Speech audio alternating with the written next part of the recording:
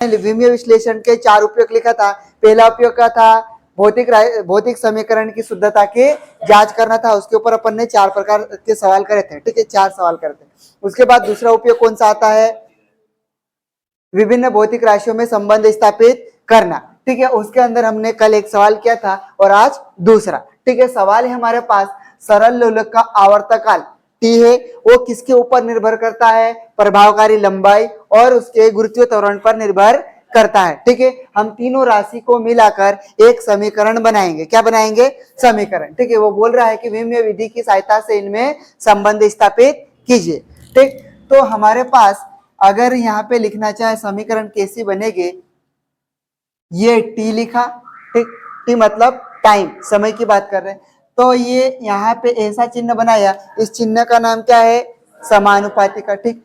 किसके ऊपर निर्भर करता है? तो हम बोले हैं प्रभावकारी लंबाई और गुरुत्वीय त्वरण जी के ऊपर निर्भर करता है। कौन करता है?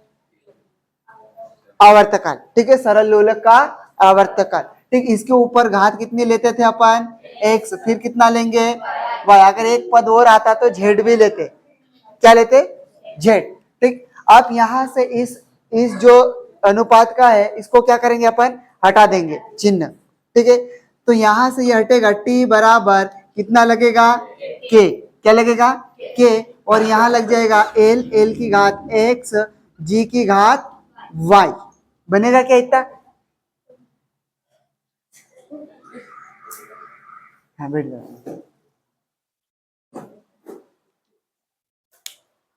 ठीक है। ये समानुपाती चिन्ह को अपन हटाए तो क्या लगा? बराबर के लगाया। क्या लगाया? के। ये तो वैसा की वैसा उतार दिए और ये हो जाएगा समीकरण नंबर कितनी दे देंगे अपन इसको? 1, ठीक है। अब ये बनने के बाद हमको किसकी जरूरत है? सवाल में पूछा विमीय विधि की सहायता से, ठीक है। हमको विमीय सूत्र पता होना चाहिए, तब यहाँ पे हम लोग इसको हल कर सकते हैं, ठीक। तो यहाँ पे हमारे पास सरल लोलक का आवर्तकाल मतलब समय की बात कर रहा है। किसकी बात कर रहा है? समय। t बराबर m l t। ये चालू है क्या? अरे ये इसमें नंबर पर, तो बहुत बार ऐसा होता है अपन के में। ये हुआ। फिर समय का ऐसा मात्रक क्या होता है? समय का ऐसा मात्रक सेकेंड। क्या होता है? सेकेंड। तो हम लोग अब विमीय सूत्र बनाएंगे। एम का मतलब क्या होता है? मास। मास बोले तो द्रव्यमान। द्रव्यमान का ऐसा मात्रक क्या होता है? केजी। ये एल कौन है? लेंथ। क्या है? लेंथ। लेंथ को हिंदी में क्या बोलेंगे? लंबाई। लंबाई को किस में नापते हैं आप? मीटर में। ये कौन है? टाइम, ठीक है। टाइम को हिंदी में क्या बोलेंगे? समय। समय का ऐसा मात्रा क्या होता है? सेकंड, ठीक। ये हमारे पास बन चुका। अब यह तोलने के लिए केजी आया क्या? नहीं। इसके ऊपर कितना लगा देंगे? 0। क्या लंबाई नापने के लिए मीटर आया क्या? नहीं। इसके ऊपर कितना लगा देंगे? 0। फिर से समय के लिए सेकंड आया है, हाँ, तो यहाँ कितना लगा देंगे? 1। हल्का सा समझ में आया, ठीक। अब किसकी बात करेंगे? प्रभावकारी लंबाई। तो मैं यहाँ पे डायरेक्ट लंबाई इतना लिखूंगा, एल बराबर एम एल टी। हुआ क्या इतना? लंबाई का ऐसा मात्रक क्या होता है? मीटर। एम का मतलब मीटर। अब यहाँ केजी आया क्या तोलने के लिए? इसके ऊपर क्या लगाओगे? फिर एल मीटर आया है, हाँ, इसके ऊपर कितना लगाएंगे? टाइम के लिए सेकंड आया है, यहाँ कितना लगा देंगे? 0। अब यहाँ उसके बाद अगला कौन आएगा? गुरुत्वीय। यहाँ लिख दो क्या?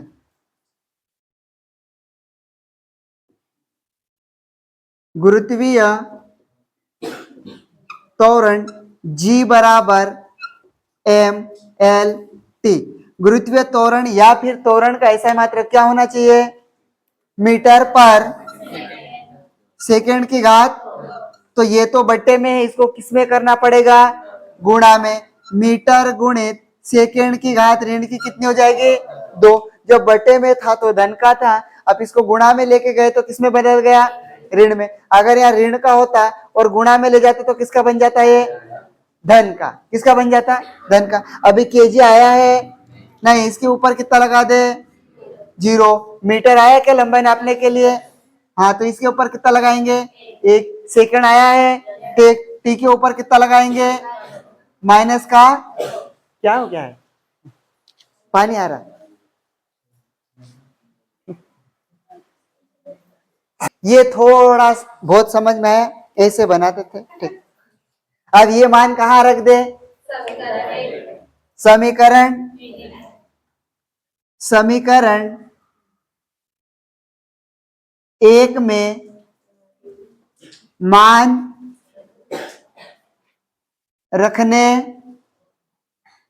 पर, ठीक है, समीकरण 1 में अपन क्या करेंगे, मान रख देंगे, ठीक है। जितना ये मान है वो यहां नहीं रखना है और यहां रखना है, रखेंगे क्या ऐसा, ठीक। तो यहाँ t का मान कितना है अपने पास, m0 l0, t कितना होगा 1 बराबर।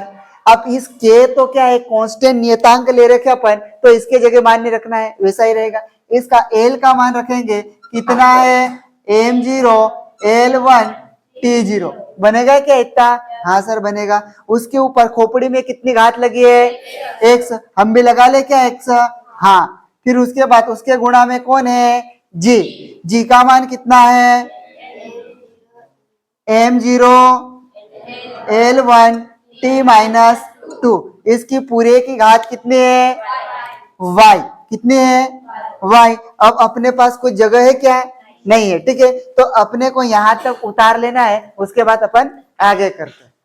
फिर हम लोग इसको अब हल करेंगे, या इधर वाले हल होगा क्या, नहीं, ऐसा कैसा रहेगा, m0 l0 t1 बन जाएगा बराबर। अब यहाँ x की मतलब ये पूरे इस कोष्टक की घात कितनी है, x। अब ये कहाँ गुणा होगा, अंदर, कैसा गुणा होता, तो ये a की घात m और ऐसा कोष्टक लगा देते, इसकी घात कितनी है, n, घात के साथ घात का गुणा होगा, इस कोष्टक को खोलते तो ये बन जाएगा m गुणित क्या बनेगा, n।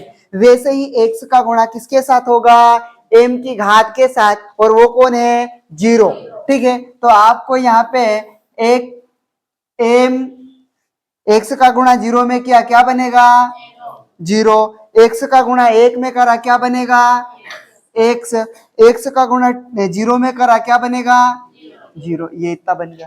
आप इधर भी वैसा ही होगा, y का गुणा किसके साथ करेंगे, 0 के साथ, तो ये हो गया, कितना बनेगा, 0, y का गुणा 1 में करा, क्या बनेगा, y का गुणा -2 में करेंगे, कितना होगा, -2 y। सबको यहां तक ऐसा होता है, समझ में आ रहा है क्या, ठीक। उसके बाद अगला क्या होगा, इधर कुछ हल होगा, नहीं, m0 l0 t1 बराबर।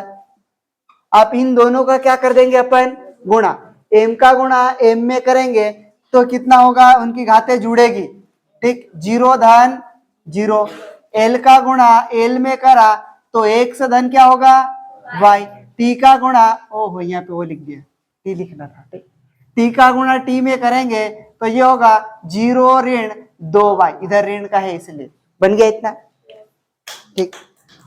और यहां से आगे एक और स्टेप बढ़ा लेते हैं, m0 l0 t1 बराबर, 0 में 0 जोड़ा, कितना होगा, 0, ठीक। इधर कुछ होगा क्या, x धन y ही रहेगा, t में 0 में से ऋण 2y घटाएंगे, कितना होगा, ऋण का 2y, ये बन गया इतना।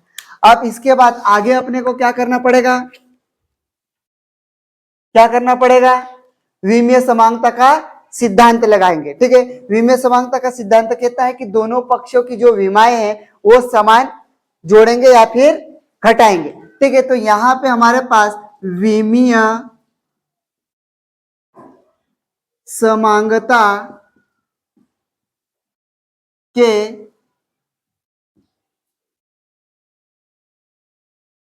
सिद्धांत द्वारा, ठीक, यहां पे इधर कितना है, m की घात 0, इधर m की घात कितने हैं, लेने की जरूरत है क्या, नहीं। इधर l की घात कितने हैं, इधर l की घात कितने हैं, 1 से धन, मतलब 1 से धन y बराबर कितना लिख दोगे, 0 लिख दिया इतना, चलो यहां तक हो गया। फिर अगला, इधर t की घात कितनी है, इधर कितना है, ऋण का 2y, सर इधर है आप ऐसे उल्टे क्यों चल रहे हैं, तो मैंने x y को पहले लिखा और जो संख्या आ रही वो बाद में, ठीक है। इसलिए सर यहां से इधर x का मान नहीं निकल रहा, इधर y का मान पहले हल हो जाएगा क्या, ठीक। ये इधर किस में लिखा हुआ है, ये इधर किस में जाएगा, भाग में जाएगा। तो ये y बराबर 1/, कितना होगा 2, ऋण का नीचे होगा तो हम लोग पूरे गुणे में ही कहलाता है, ये ऋण का ऐसा ऊपर लिख सकते, ठीक है। y बराबर ऋण 1/, कितना होता 2, ये बन गया। अब ये जो ऋण का y का मान ऋण 1/2 आया वो कहाँ रख देंगे, y के जगह। तो x ये ऋण धन और ऋण का गुणा करेंगे तो उत्तर क्या आएगा, ऋण आएगा, ठीक। तो यहाँ पे मान रखा तो ऋण का कितना हो जाएगा 1/2 बराबर कितना होगा 0। आप ये जो इधर ऋण का है बराबर के उधर जाएगा, किसका बनेगा, धन का। तो 1 बराबर 0 धन 1/, कितना हुआ 2। 0 में किसी संख्या को जोड़ते तो क्या कुछ बढ़ता है क्या, वही संख्या रहती है। 1/, कितना आएगा, x का मान 1/2, y का मान ऋण 1/, है क्या ये इतना। अब ये जो मान आया वो कहाँ रख देंगे, ठीक है। x y का मान समीकरण 1 में रखने पर, ठीक है। समीकरण 1 यहाँ पे नहीं दिखाई दे रही, हमने पहले लिखा था, मैंने मिटा दिया, ठीक है। समीकरण 1 क्या थी, इधर t बराबर, इधर क्या होगा k, क्या था k, और यहाँ पे l की घात x का मान कितना है 1/2 होगा क्या ऐसा, ठीक। उसके बाद हमारे पास क्या आता है g, क्या था g का y का मान कितना है, मतलब g की घात y थी, तो यहाँ पे मान रखेंगे 1/, जब गुणा में है उसको भाग में लाएंगे तो उसके भी चिन्ह बदल जाएंगे। तो यहां से t बराबर k l की घात 1/2, और इसको जो ऋण की 1/2 घात है क्या, इसको बटे में ले आएंगे तो इसकी घात धन की हो जाएगी, 1/, कितना हो जाएगा 2, होगा क्या ऐसा, ठीक। जगह कम होने के कारण इधर आगे लिख दो, k का क्या रहेगा k। अब यहाँ पे जो है l बटे में क्या है g, ऊपर भी 1/2 घात है, नीचे भी 1/2, क्या मैं ऐसा कोष्टक लगा के 1/2 लिख सकता क्या, हाँ, पूरे की घात एक बार लिख दिए, ठीक। उसके बाद t बराबर यहाँ हमारे पास क्या है k, क्या है k। जब 1/2 है, जो 1/2 है ये जो मान होता किसका होता है, करने का, किसका होता है करने का। तो k का मैंने k लिखा हुआ मिला, और a से करके प्यार से करने लगा दो, l/, कितना लिख सकता हूं जी, लिख दिया गया इतना। और ये हमको इसको निकालना था, इससे आगे नहीं होना। अगर इसके जैसा, अगर इसको यहाँ k का जगह 2 पाई भी लिख सकते, इसके जैसा पहले वाला सवाल करा था क्या, कौन सा वाला, विमीय सूत्र से किसी भी समीकरण की क्या करना था, शुद्धता की जांच। तो उसमें यहाँ पे t बराबर 2 पाई करने के अंदर l/g लिखा हुआ था क्या, अरे ये ऐसा लिखा हुआ था क्या सवाल पहले था। तो फिर यहाँ k के जगह हम लोग 2 पाई भी मान सकते हैं, ठीक है। समझ में आया थोड़ा सा, ठीक। ये सवाल है, सवाल में कोई ज्यादा अंतर नहीं है, इनसे उत्तर भी कैसा आएगा, समान। लेकिन यहाँ पे प्रश्न में बोला है कि मान लीजिए एक सरल लोलक का आवर्तकाल कितना मानना है t, जो पहले वाले सवाल में था क्या, हाँ। इसकी प्रभावकारी लंबाई l, पहले वाले सवाल में था क्या, हाँ। गोलक के द्रव्यमान m, ये नया आया है, ठीक है। कौन दे दिया है इसको, गोलक का द्रव्यमान m, और गुरुत्वीय त्वरण पहले सवाल में भी था। g पर निर्भर करता है, विमीय विधि का उपयोग करके आपको दोलन काल का सूत्र व्युत्पन्न करना है, ठीक है। कुछ भी नहीं करना, जैसे हम लोग पहले सवाल में करते हैं वैसे ही चलना है धीरे धीरे, ठीक। हमारे पास यहाँ पे आवर्तकाल, सरल लोलक का आवर्तकाल कितना है t, डायरेक्टली प्रोपोर्शनल टू, मतलब यहाँ समानुपात का चिन्ह लगाना है अपने को, ठीक। उसके बाद पहले कौन आया है l, हमने भी l लिख दिया क्या। उसके बाद उसने क्या बोला, द्रव्यमान m, हमने भी लिख दिया। उसके बाद कौन आया है, गुरुत्वीय त्वरण g, लिखा क्या, ठीक। इसकी घात लगाना पड़ेगा, क्या लगाना पड़ेगा, घात। तो x से स्टार्ट करते हैं, x y जेड, ये वाला जेड ऐसे बनाया मैंने, ठीक है। ऐसा लिखूंगा तो आपको दो जैसा दिखेगा, कभी कभी ऐसा ना बनते हुए ऐसा बन जाता है, तो ये पूछ वाला जेड बना दिया, ठीक। ये एक जैसा दिख रहा, तो ए बी सी बी मान सकते, ठीक है।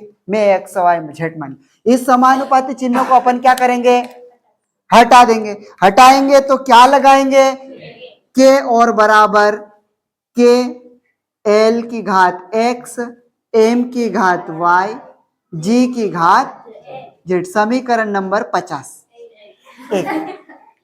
एक लेंगे, कितना लेंगे, एक। अब हमारे को यहाँ विमेय सूत्र पता होना चाहिए, क्या होना चाहिए, विमेय सूत्र। तो सबसे पहले किसकी बात कर रहा है, सरल लोलक का आवर्तकाल। मैं केवल आवर्तकाल लिखूंगा, क्या लिखूंगा, आवर्तकाल टी, मतलब समय की बात कर रहा है। किसकी बात कर रहा है, ये समय की। ये ऐसा बॉक्स के अंदर बना लिया, इस बॉक्स का नाम क्या है, गुरु कोष्टक, ठीक है। तो यहाँ पे इस समय का ऐसा मात्र क्या होता है, सेकंड। इसके ऊपर कितना लगा दूं, इसके ऊपर कितना लगा दूं, 0। इसके ऊपर कितना लगा दूं, 1 लगा दिया। मानते हो, मानना ही पड़ेगा। फिर उसके बाद कौन आएगा, प्रभावकारी लंबाई एल बराबर एम एल टी। लंबाई का ऐसा मात्र क्या होता है, मीटर, ठीक। यहां कितना लगा दू, 0। यहां कितना लगाओ, 0 लगा दिया इतना। सर बार बार ये ऐसा मात्र क्यों लिख रहे हैं, मतलब याद हो जाएगा बार बार लिखेंगे तो, ठीक। फिर उसके बाद अगला कौन आएगा, द्रव्यमान m बराबर एम एल टी। ये किसमें नापते हो, केजी। किसके ऊपर लगाऊं, m के ऊपर 1 0 0, गुड। अब कौन बचा है, जे। यहां लिख दो क्या, इसके बाद जगह अपने पास खाली है तो आप तो ऐसे लिखना, लेकिन वहां नहीं लिखो, इधर जगह अच्छी है। गुरुत्वीय त्वरण जी बराबर एम एल टी। अब बताओ जी का ऐसा मात्र क्या होता, मीटर पर सेकंड की घात बराबर मीटर गुणित क्या लिखोगे, सेकंड की घात 2 ऋण की, बनेगी क्या, कितना लगाऊं, 0 1 ऋण का, ये बन चुका है। आप ये मान कहां रखेंगे, समीकरण समीकरण 1 में मान रखने पर रख देंगे। अब ये टी के जगह कितना मान रखेंगे, ये रख दो, m0 l0 t1, एक बन जाएगा इतना। फिर यहां से आगे बराबर में जाएगा, k को नहीं लिखेंगे, ऐसे रहने देंगे। l का मान कितना है, m0 l1 t0, पूरे की घात कितनी है, x, गुड।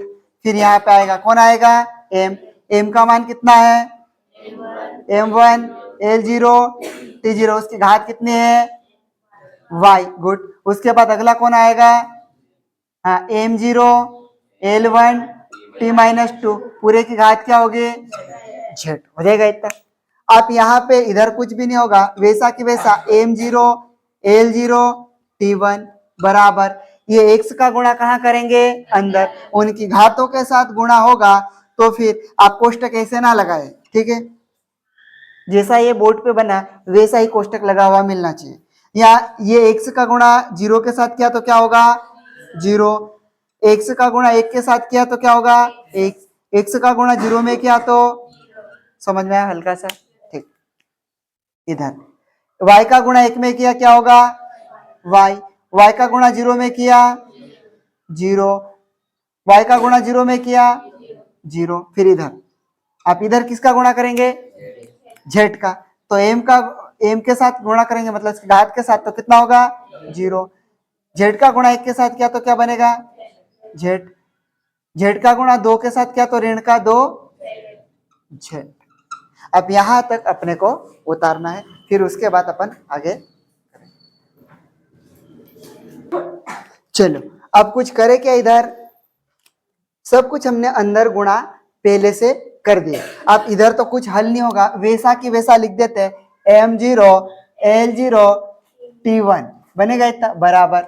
अब यहाँ इधर साइड में तीन चीजें हैं, मतलब तीन बॉक्स बने हुए हैं। कितने बने हुए हैं? तीन। हम गुणा करेंगे, m का गुणा m में करा, फिर m का गुणा m में करेंगे, ठीक है, एक पद में बढ़ा देता और तीनों का गुणा कर देंगे m। यहाँ कितना है? 0। यहाँ कितना है? यहाँ कितना है? 0। ठीक है, तीनों का गुणा करेंगे, 0 धन y धन क्या बनेगा? 0। तीनों का गुणा करेंगे तो ऐसा बनेगा, ऐसे बेटो m0 into my into m0 बनेगा क्या? पहले इतने का गुणा कर लेते हैं, उनकी घातें जुड़ जाएगी। m y 0 धन y कितना होगा? y इंटू में कितना होगा? 0। वापस से इनका गुणा करेंगे तो m y धन 0 कितना बनेगा? y। लेकिन थोड़ा सा क्या है कि हम लिख लेते बाद में समझ में नहीं आता, इसलिए मैंने यहाँ पे लिख दिया ऐसा। मानते हो ऐसा? ठीक। इधर कितना है? l, तो l की घात कितनी है? x। इधर l की घात कितनी है? 0। इधर l की घात कितनी है? z। बन गया इतना। अब कौन आएगा? t। इधर t की घात कितनी है? इधर कितनी है? 0। इधर कितना है? ऋण का 2 z। इतना बन चुका। अब इधर m0 l0 t1 बराबर m0 धन y धन 0 कितना बनेगा? y। फिर l x धन कितना बचेगा? z। 0 हटा दिए, इधर t कितना बचेगा? ऋण का 2 z। आप क्या करेंगे यहाँ पे? इसके बाद विमीय समांगता का सिद्धांत।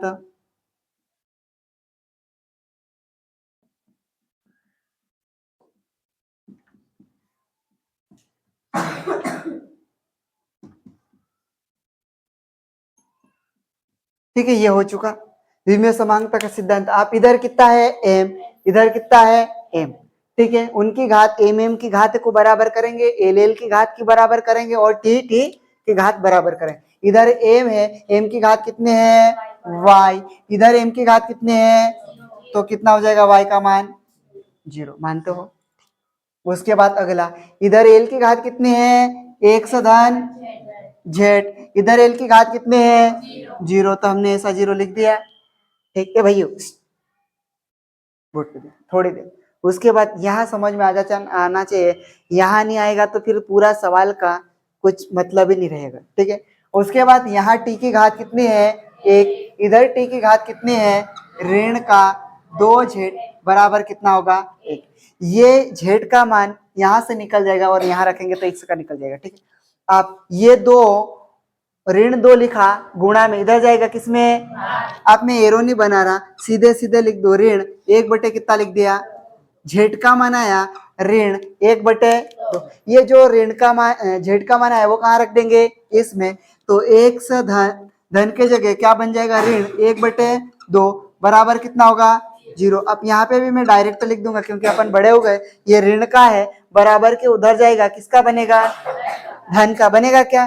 तो यहाँ पे डायरेक्ट में 1 बटे 2 लिख दूं तो किसी को दिक्कत आएगी क्या? यहाँ पे नहीं आना चाहिए। ठीक है, इतना होने के बाद ये जो x y z का मान आया वो कहाँ रख देंगे अपन?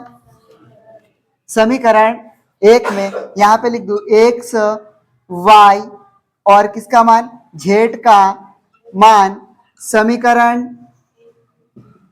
1 में रखने पर समीकरण 1 थी t बराबर, यहाँ क्या था? k। क्या था? k। यहाँ पे क्या था? l। क्या था? l की घात क्या थी? x का मान कितना है? 1 बटे 2। फिर इनटू में यहाँ क्या था? m की घात क्या थी?